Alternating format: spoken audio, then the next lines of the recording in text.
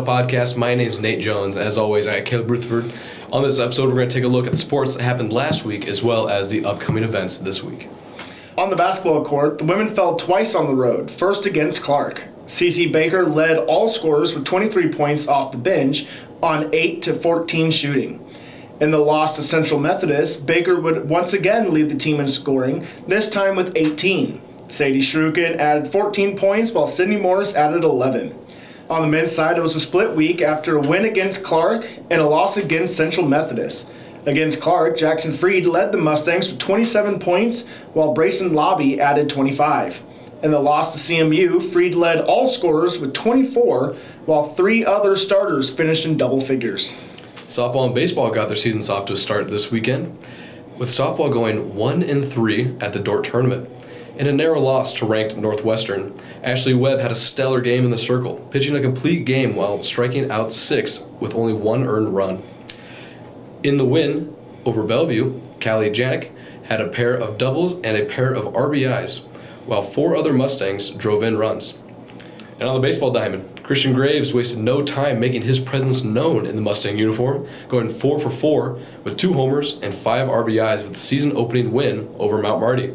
In Game 2, Graves would go 2 for 3 with a clutch 2-run double as the Mustangs would come back from being down 9-0 to take the 12-10 lead, eventually falling 13-12.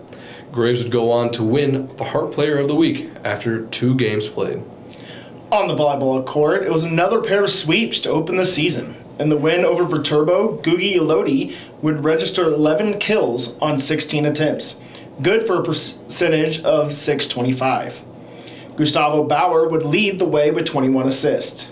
Against Avila, Parafontateros led the way with 13 kills on 19 attempts, while Max Sabayuski recorded 23 attempts. Fonteros would also record a team-high 5 service aces in the win. And on the track, Baylor Spidell finished 3rd at the SAU tune-up in the 60-meter finals with a time of 6:98.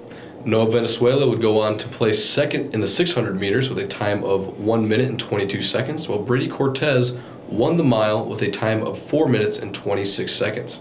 Ryan Mitchell won the 3,000 meters with a time of 8 minutes 50 seconds, and Luke Kornetsky finished 2nd in the 60 hurdles with a time of 8:51. And on the women's side, Ashley Castle finished 2nd in the 600 meters with a time of 1 minute and 46 seconds. While Katie Reidinger won the 800 meters with a time of 2 minutes and 27 seconds. Abby Knepper went on to win the 1,000 meters with a time of 3 minutes and 2 seconds. Danielle Demings won the 60-meter hurdles with 11.28 seconds. Brooklyn Johnson would go on to win both the triple jump and the long jump, with the distances being 10.03 meters and 5.36 meters respectively. On the bowling lanes, both teams used the home weekend to their advantage as men's bowling placed a new program record for pinfall average at over 230 pins per game. Blake Walsh would win the Cohawk invite, averaging over 240 pins per game, while Keegan Alexander and Zach Anderson placed on the all-tournament team. On the women's side, it was another first-place finish at the Cohawk invite as Savannah Dixon and Tori Franklin placed 2nd and 3rd, finishing just 1 pin apart. Coming up this week, baseball continues the season opening series on Monday against Mount Marty before heading to Kansas City to take on Morningside on Saturday and Sunday. Softball will head down to Florida to take on Florida National, Kaiser, and St. Thomas. Bowling returns to the lanes at the Hoosier Classic in Indiana. Men's volleyball kicks off the conference season with a home matchup against William Penn on Tuesday, followed by a road trip to Graceland on Friday. Basketball hosts Graceland on Wednesday and will honor the seniors in between games on Saturday against Benedictine. As always, don't forget to follow us on all forms of social media, and right down below, hit that subscribe button and the bell icon to stay tuned to all things Mount Mercy. Thank you.